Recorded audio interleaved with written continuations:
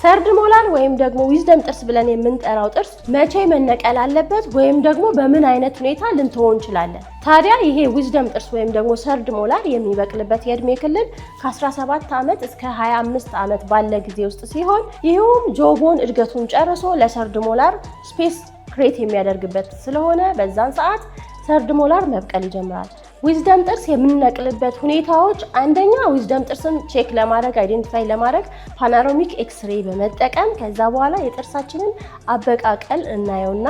ሆሪዞንታሊ በቅሎ የፊት ለፊት ጥርሳችንን የሚገፋውና ክራውዲንግ የሚፈጥር ከሆነ እንዲሁም ደግሞ ትኩሳት እያመጣ